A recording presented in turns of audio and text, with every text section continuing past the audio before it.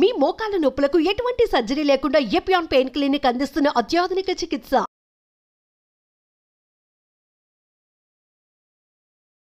Welcome to Suman TV. నేను మీ నవీన్. ప్రస్తుతం మనతో ప్రముఖ గ్యాస్ట్రోఎంట్రాలజిస్ట్ డాక్టర్ పులి చంద్రశేఖర్ గారు ఉన్నారు. హాయ్ సార్, నమస్తే అండి. నమస్తే అండి. సార్, మలబద్ధక సమస్య సార్, ఇది బయటికి చెప్పలేరు, ఏంటంటే మొహమాట పడిపోతూ ఉంటారు. సో అసలు మనము రోజుకి ఎన్నిసార్లు మూత్ర విసర్జన చేయాలి, మల విసర్జన చేయాలి? అదేవిధంగా ఒకసారి ఒక 4 రోజులు 5 రోజులు దీన్ని ఆపుకుంటే ఏమైనా ప్రాబ్లం వస్తుందా? కొద్దిమంది ఇది రావడం కోసము చాలా ఓరల్గా అంటే కొన్ని సిగరెట్లు తాగుతూ ఉంటారు, పాన్ పరాకి వేసుకుంటూ ఉంటారు, ఇట్లాంటివన్నీ ఉంటాయి. సో ఈ మలబద్ధక సమస్య ముదిరితే పైల్స్ నుంచి కొలాన్ క్యాన్సర్ వస్తుందని నేను ఒక ఆర్టికల్ చదివా. అది ఎంతవరకు వాస్తవం అండి? మంచి పాయింట్ అండి. సో రోజుకి ఎన్నిసార్లు మోషన్ వెళ్ళాలి అనేది ఒక క్వశ్చన్. సో తర్వాత మోషన్ రాకపోతే క్యాన్సర్ వస్తుందా అనేది రెండో క్వశ్చన్. సో రోజుకి ఎన్నిసార్లు వెళ్ళాలని కాదు, రోజుకి ఎన్నిసార్లు తింటాం అనేది ముఖ్యము. సో కొంతమంది అసలు ఏమి తినకుండా మోషనే రాదు వాళ్ళకి. సో అలాగే ఒక చిన్న ఎగ్జాంపుల్ చెప్తాను. నాకు ఒక కరెక్ట్గా 1 year బ్యాక్ డాక్టర్ చేయాల్సింది పేషెంట్ చెప్పిన మాట వినాలి. సో దీంట్లో ఏమైందంటే ఒక 82 ఏళ్ల ముసలావిడ బయట నుంచి బాత్రూమ్ నుంచి వస్తూ కాలు జారి పడితే ఒక హాస్పిటల్లో జాయిన్ చేశారట. ఆవిడకి ఏమమ్మా జరిగింది అని అంటే మోషన్ రావట్లేదని చెప్తాను ట్రై చేస్తుంది. వాళ్ళు కేరళ వాళ్ళు, ఇంక తెలుగులోనే మాట్లాడుతున్నారు. సో వాళ్ళు ఏం చేశారు, రావట్లేదు అని చెప్తే అది కాకుండా ఈ యూరిన్ ఇన్ఫెక్షన్ దాన్ని అది ఉందని 6 వారాలు మోషన్కి వెళ్ళట్లేదు. ప్రతిరోజు వచ్చినప్పుడల్లా నేను మోషన్ రావట్లేదు అని ఉంటుంది. మోషన్ రావట్లేదు. సో మోషన్ రాకపోవడం వల్ల వాళ్ళకి యూరినరీ ఇన్ఫెక్షన్స్ కూడా వస్తూ ఉంటాయి. సో మనకి జనరల్గా ఒక మోషన్ ఎలా వస్తుంది అని చూసుకుంటే, తీసుకున్న ఆహారం అంతా డైజెస్ట్ అయిపోయిన తర్వాత ఈ చివరి భాగంలో మనకి మోషన్ ఇక్కడి నుంచి పెద్ద పేగులో నుంచి స్టార్ట్ అయ్యి కింద వరకు వస్తుంది. ఇక్కడ వరకు వచ్చిన తర్వాత ఫస్ట్ పొద్దున్నే మనం లెగ్గానే మోషన్కి వెళ్తూ ఉంటాం కదా, ఎందువల్ల అని ఆలోచిస్తే ఇప్పుడు ఇది నార్మల్గా ఎంటీగా ఉంటుంది. మనం పొద్దున ఆహారం తీసుకున్న తర్వాత కొంతమందికి అలవాటు ఉంటుంది. ఫర్ ఎగ్జాంపుల్ నేను ఉన్నా అనుకోండి, పొద్దున్న కాఫీ తాగితే కానీ అక్కడి నుంచి రిఫ్లెక్సెస్ ఇక్కడికి వచ్చిన తర్వాత ఇక్కడ నుంచి స్టూల్స్ ఇక్కడికి వస్తే మోషన్కి వెళ్ళాలి, నా పేగంతా మోషన్తో నిండిపోయిందని ఫీలింగ్ వస్తుంది. కానీ యాక్చువల్లీ మోషన్ మొత్తం పేగంతా ఉంటుంది అప్పటికే, ఓన్లీ లాస్ట్ భాగం వస్తూ ఉంటుంది. 100 గ్రాములు 150 గ్రామ్స్ అలా వస్తూ ఉంటుంది. సో అదే కొంతమందిలో పేగిపోతే వ్యాధి ఉన్న వాళ్ళకి ఇది ఇన్ఫ్లేమ్ అయింది అనుకోండి, ప్రతి 5 నిమిషాలకు పరిగెత్తాలనుకుంటారు, టాయిలెట్ అర్జెన్సీ అంటాం అన్నమాట దాన్ని. సో ఈ రకంగా జరిగిన పేషెంట్స్ ఎవరికైతే మోషన్ రాకుండా ఉన్న వాళ్ళలో పైల్స్ వస్తాయా అని క్వశ్చన్ నన్ను అడిగారు. మంచి పాయింట్ అది. మోషన్ రాకుండా హార్డ్ స్టూల్స్ వచ్చినప్పుడు ఏం చేస్తారు అంటే గట్టిగా ముక్కుతారు. ముక్కినప్పుడు ఆ కింద ఉన్న రక్త కణాలు గట్టిగా బిగుసుకొని ముందుకు రావడం వల్ల పైల్స్ లాగా బయటకు వస్తూ ఉంటాయి. సో అది ఒకటి కారణం. రెండో కారణం నేనేం చెప్తున్నాను అని అంటే, మోషన్ రాకపోతే క్యాన్సర్ వస్తుందా అని కాదు, అప్పుడు దాకా నార్మల్గా వెళ్ళే మోషన్స్ పేషెంట్స్ రావట్లేదు, మోషన్ హార్డ్ అవుతుందో లేకపోతే సరిగ్గా వెళ్ళలేకపోతున్నాను అనేది ఒక indication. Change in bowl habits అంటారు విదేశాల్లో. అది వచ్చినప్పుడు కంపల్సరీ పేగు తనిఖీ చేయించుకోవడం బెటర్. ఎందువల్ల అంటే ముందు ఇనిషియల్గా చిన్న చిన్న కణాల కింద ఇలా స్టార్ట్ అయ్యి ఒక గడ్డలాగా వస్తుంది. ఇంకా క్యాన్సర్గా మారలేదు, క్యాన్సర్గా మారే ఛాన్సెస్ ఉంటాయి. సో వీళ్ళల్లో ఒక చిన్న ఎగ్జాంపుల్ చెప్తాను. నాకు ఒక పేషెంట్ బాంబే నుంచి వచ్చారు. బాంబే నుంచి వచ్చిన ఆయన పైల్స్ అని చెప్పి వచ్చాడు. పైల్స్ అని చెప్పి వచ్చిన అతను 50 ఏళ్ళు పైన ఉన్నాడు, రక్తం పడుతుంది. సరే నేను చిన్న సజెషన్ ఇచ్చాను. సరే ఆయనకున్న హ్యాబిట్స్ వేరు హ్యాబిట్స్ ఉన్నాయి, సరే కొలనోస్కోపీ కూడా చేయించుకోండి అని అంటే ఈ భాగంలో స్టేజ్ 1 క్యాన్సర్ నాకు కనిపించింది. అదృష్టవంతుడు. సో విదేశాల్లో క్యాన్సరు, కొలాన్ క్యాన్సర్స్ అధికంగా ఉంటాయి అని అనుకుంటున్నాం, కానీ ఇండియాలో కూడా చాలా ఎక్కువ ఉన్నాయి.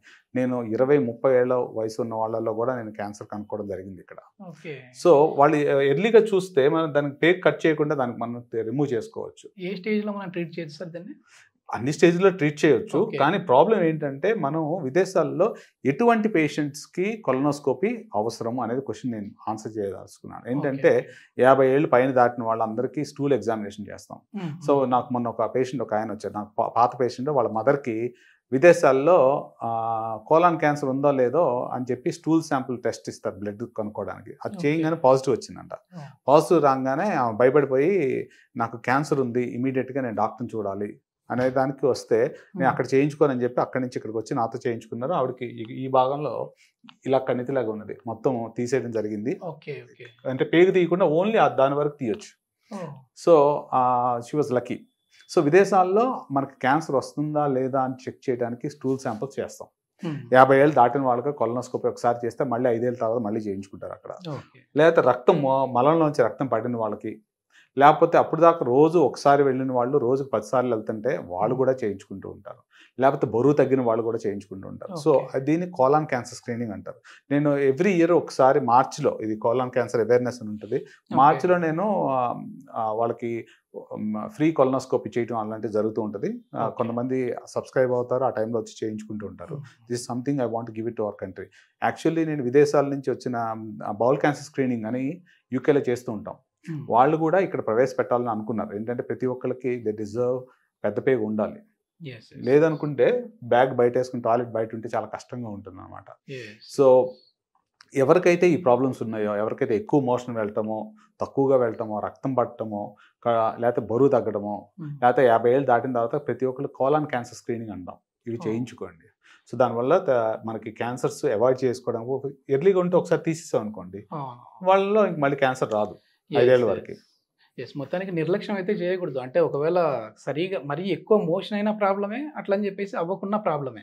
అది ఏజ్ బట్టి ఫ్యామిలీ హిస్టరీ కూడా చాలా ఇంపార్టెంట్. మర్చిపోయాను నేను.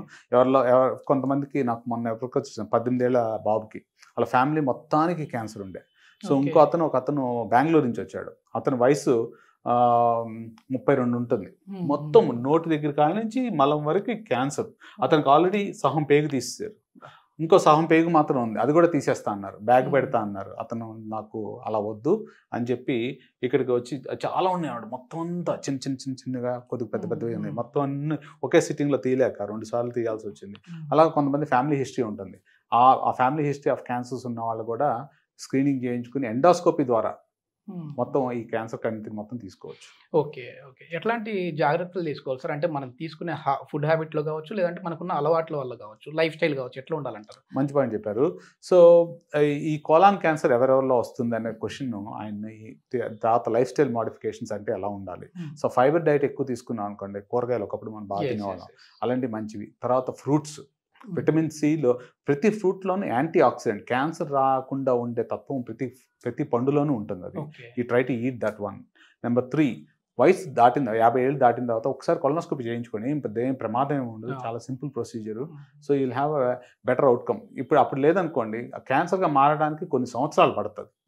ఒకసారి చూసినప్పుడు లేదంటే మళ్ళీ it my take like 4-5 years. అందుకు మళ్ళీ 5 ఇయర్స్ తర్వాత మళ్ళీ రిపీట్ చేస్తూ ఉంటాం అలాంటివి. సో ఎక్కువ హైడ్రేషన్, నీళ్ళు ఎక్కువ తీసుకోండి. అలాంటివన్నీ మంచిగా, అంటే these are the good life styles that you should follow. Screening ఒకటి, plenty of water, fibre diet. Okay. ఇందాక మంది అడిగారు రంగులు వేసుకోవడం. ఆ రంగులు ఆపేయండి. రంగులు వేసుకుంటే కంపల్సరీ ఇక్కడి నుంచి రంగు పడుతుంది. దాన్నే క్యాన్సర్ అంటారు. ఓకే. చాలా మంచి ఇన్ఫర్మేషన్ సార్. ప్రతి ఒక్కరికి ఉపయోగపడే వీడియో. సో ఇది అందరికీ రీచ్ అయ్యేలా షేర్ చేయండి. Thank you sir. Thank you very much.